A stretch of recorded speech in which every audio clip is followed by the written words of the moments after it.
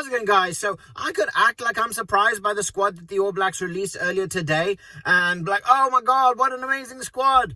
No, this is going to be expected. Razor is leaving no stone unturned. He is taking this England team full pelt. He wants to go for the jugular. He wants a win.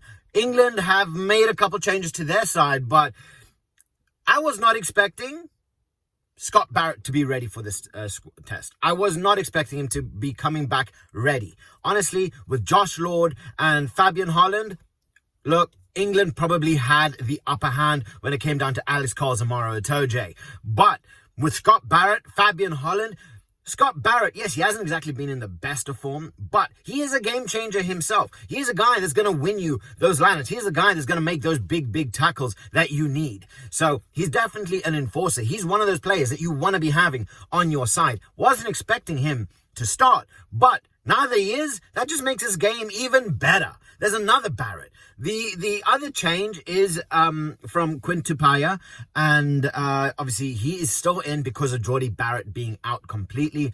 And Billy Proctor is now filling in at 13. So with Billy Proctor filling in at 13, obviously I haven't exactly been the biggest fan of Billy Proctor. I just feel he hasn't played well enough to earn himself a starting spot at 13. But taking consideration circumstances, I'm more than happy to see Quinn Tupaea at 12, Billy Proctor at 13, Lester Fainga'anuku at 11. Obviously, I was kind of expecting Caleb Clarke to be starting, but I'm a big fan of Lester. So having him at 11, more than happy to see. This All Black side, they are no joke. I think Razor has looked at what's happening and he's kind of opted for Simon Parker at 6, which he's had a very up and down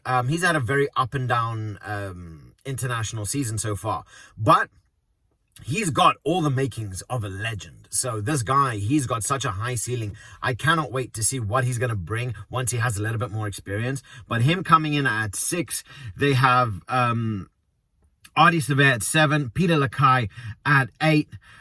There is Wallace Atiti. He's sitting back on the bench, so he's going to come back as an impact player. I think we are going to see, like we saw previously, where Tumaea Williams, he's going to come on the 50th minute. Wallace Atiti is going to come on around the 60th minute. They're going to make a lot of noise. They're going to make a lot of damage. They're going to want to end strong. And I have a feeling this is kind of the same thing that England are going for. They want to try and stay in the game, and then they're going to want to finish strong. They want to have that big, push to the end where you have players like Ellis Genge, Will Stewart, the big boys coming in the second half. But I think Razor has kind of saw this and he's reacted to it. So Wallace Atiti is a game changer. We've seen this time and time before. He's probably going to come on the 55th, 60th minute and he's going to wreck shop. Then you have Tumaea Williams, who he's just a monster himself, so he's going to be a big one. So I cannot wait to see the likes of Ellis Genge, Tumaea Williams, Basilio Tosi, Talkeaho as well. It's that prop dance, the dance. Well, they don't exactly dance; they more shuffle. But it's just who's going to come out on top, who's going to be the better. And I just can't see England coming away with a win here. As much as I love English rugby, I love the players that they are playing. The back row, I feel the All Blacks have it. The locks, I feel the All Blacks have it now that Scott Barrett and Fabian Holland are together. The pack, Cody Taylor, Ethan de Groot, Fletcher Newell, more experienced, more game time, fresher. Well, I wouldn't say fresher, but just more prepped. They are far more prepared. And then in terms of the backs, yes, there's a couple changes.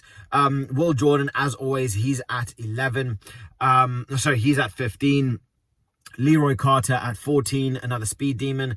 He has had a little bit of an up and down. He tends to go missing during the game, especially when the All Blacks struggle to get into that rhythm, to get into that flow. He does go missing. So if England are able to shut them out, keep them quiet, put a lot of pressure on them, that could definitely affect them. We've seen it up against Ireland. Ireland were unable to capitalize on the chances that the All Blacks gave him. England do seem to be a lot more ruthless. They seem to have a lot more bite to their to their play. So it's definitely going to be interesting to see what England side comes out and how they're going to finish. England have started finishing strong recently. They have come from behind and to put in some good points. They've held strong. They've managed to maintain leads as well.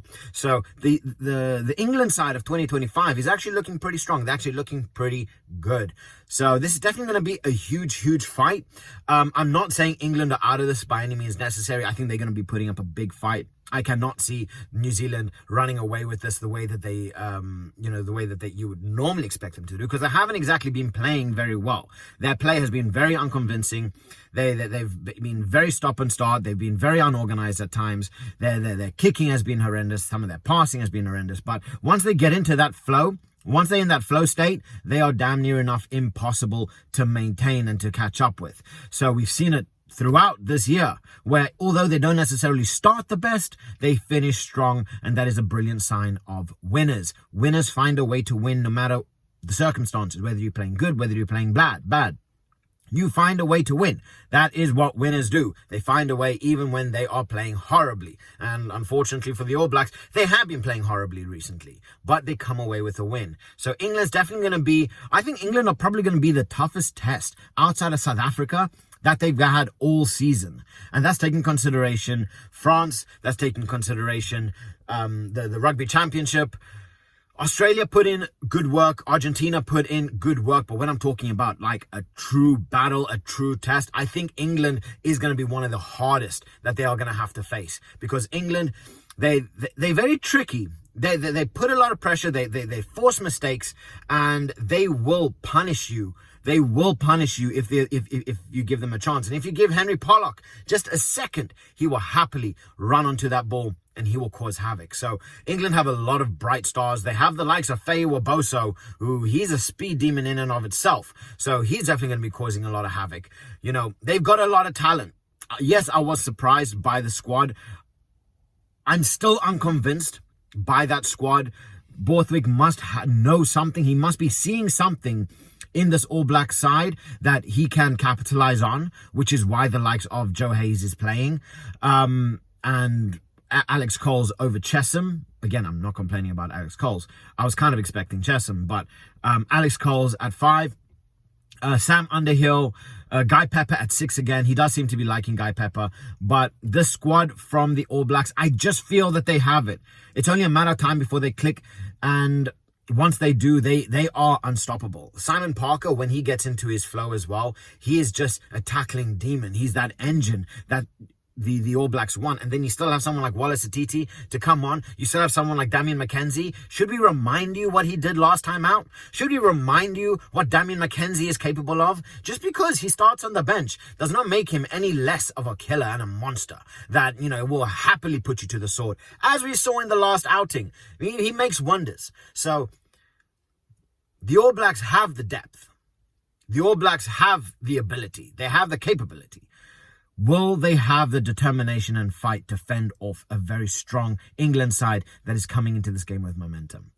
I'd love to hear what your thoughts are. So please like, subscribe. It really does help the channel grow. And I'll catch you guys later. Bye.